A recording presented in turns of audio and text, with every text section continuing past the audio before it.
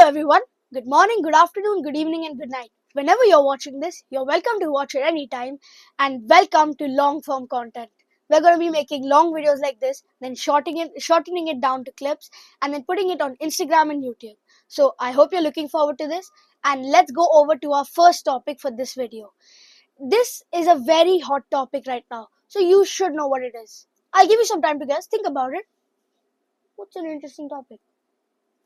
Of course, I'm talking about the one and only who wins the Ballon d'Or in 2024. This is a very hot topic right now, maybe the hottest topic of town. And this topic is also a bit sad because less than a decade ago, we had the likes of Cristiano Ronaldo, Lionel Messi, Luis Suarez, Neymar Jr., Andres Iniesta, Sergio Aguero, Harry Kane, these kind of players competing for the Ballon d'Or. But now, this year's Ballon d'Or list is a little bit sad. And football has been exciting, but individual performances have not been up to par.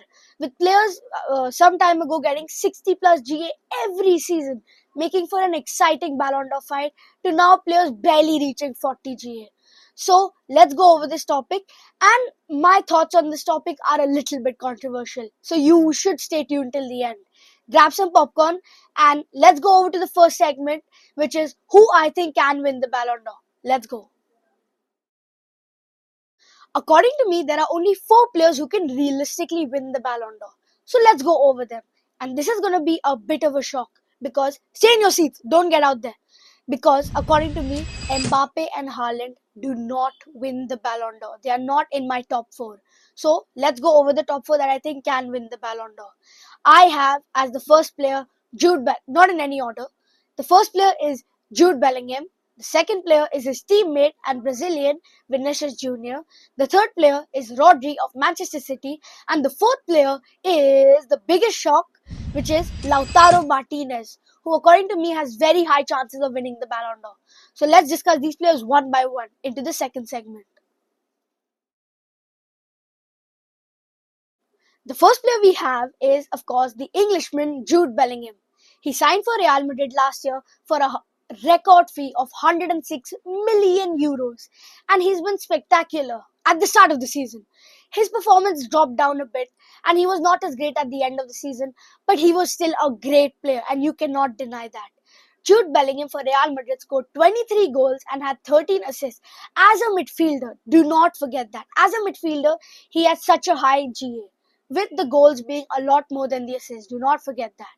And for his country in the Euro qualifiers and of course the actual Euros, he had 2 goals and 1 assist. So his stats are obviously great.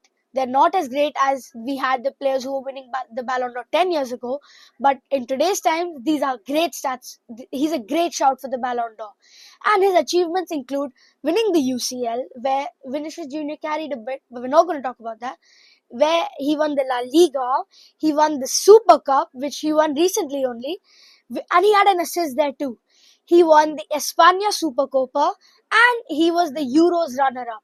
He carried England throughout the tournament a little bit, and his performance was of course great. We cannot deny that. So now let's move on to the second player, which is Vinicius Jr. We all know and love Vinicius Jr. as the fast-paced winger with his great ability to score goals and cut inside. But let's talk about him this season. This season, he's not been as great as Jude Bellingham at the start of the season, but his performance has not been dropping or going up a lot. He has been very consistent for Real Madrid throughout the season, and his ability to cut inside from the flank and score goals, pass, and just be a great playmaker is very evident here. He scored 24 goals, just one more than Jude Bellingham, and had 10 assists for Real Madrid. And in the Copa America qualifiers and the real Copa America, he had 2 goals and 1 assist, which is a little bit disappointing. He also won the UCL, the La Liga, the Super Cup and the Super Copa. But Brazil had a very, very disappointing performance in the Copa America, which was not expected. People expected them to win the whole tournament or at least reach the finals, but they got knocked out, of course, in the semi-finals. He was great in the season, but we all know that one player alone cannot do a lot, and that's the main reason for Brazil's failure.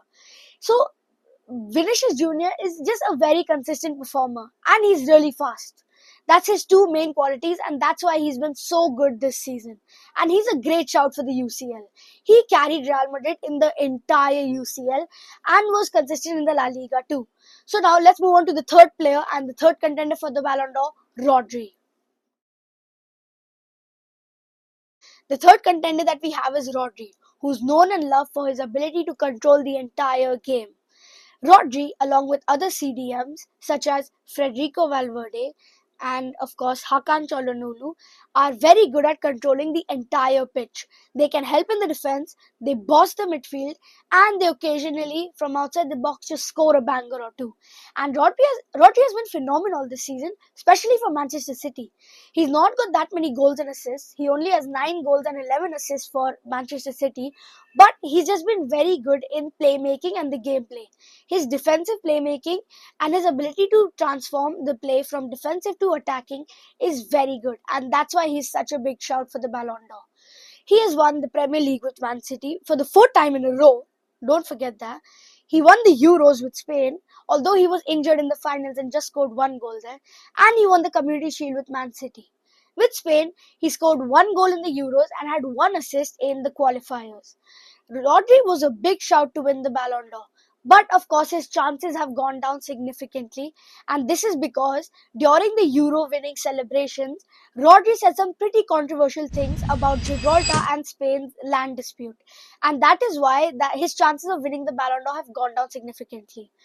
Uh, it is included in the Ballon d'Or rulebook, and it says that players should not only be good at the game, but they should obviously be They should be respectful, and they should have good manners, I guess. So Rodri's chances have gone down, but this does not deny the fact that he's a great player and he should win the Ballon d'Or. But now let's move on to the fourth pick, and who I think has a very high chance of winning the Ballon d'Or, Lautaro Martinez. The Argentinian striker who plays for Inter Milan has been great this season, and I'm talking phenomenal. Over the last few seasons with Inter Milan, he's not only been consistent, but he's been there in the big and small times of his team, whether they need a winning goal in the last minute or they just need to win a game by a big margin. He's always been there.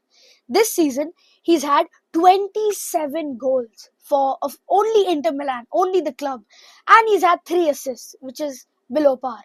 And for Argentina, he's had 5 goals, all 5 in the Copa America. So he's just a phenomenal player. And people are not giving him the respect that he needs. I myself am a Portugal and Ronaldo fan, but you can't deny the fact that this Argentinian striker has been on fire. He won the Scudetto with Inter Milan and they were great in the UCL. Their run came short a bit, but they were good. You cannot deny the fact. And he's just been fantastic for them. He's been banging goals left and right, and he's just been absolutely phenomenal. And he has a very, very high chance of winning the Ballon d'Or because he's had his fair share of goals, not that many assists, but the trophies have been there too. So it is a very hard pick, and of course, do not count out Lautaro Martinez, and Argentina might win another Ballon d'Or. So let's go over to the general discussion and who I think will win the Ballon d'Or. Now that we've discussed the players, goals, assists, stats, trophies, everything, now let's think about who wins the Ballon d'Or, because this is the main part of the video. This is a pretty hard choice to make, because when I was thinking about this, I was pretty confused. All the players were pretty equal, so it was pretty hard deciding who wins. But according to me, the winner is, drumroll please, Vinicius Jr. Yes, I think that the Brazilian is going to win. Even though he had a disappointing Copa America, he was absolutely phenomenal. Brazil had a disappointing Copa America. Vinicius, on the other hand, was lighting up the pitch. Whether it was against an easy opponent like Venezuela or Ecuador, or it was against a difficult opponent like Uruguay or Argentina. These are just examples. He was lighting up the pitch. His gameplay did not change, and he was clutch. He was the factor for Real Madrid in that quadruple winning side or treble winning side. He scored when it was required. when they needed goals. He scored in the Champions League final too, and he was the one who carried Real Madrid in the UCL. La Liga was a little different story, but he scored there a lot too. So he had been great in the season. Lautaro Martinez, on the other hand, he had a good Copa America, but I don't think that his UCL performances were up to par. And of course, the La Liga is a little bit more difficult league than the Serie A.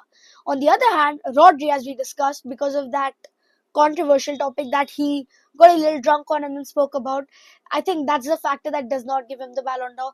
And Jude Bellingham, his performance dip in the end of the season was just the deciding factor for him not winning the Ballon d'Or.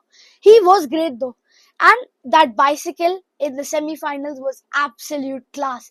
To send them to extra time and then eventually win the match was absolute class. So I would give second place in the Ballon d'Or ranking to Jude Bellingham.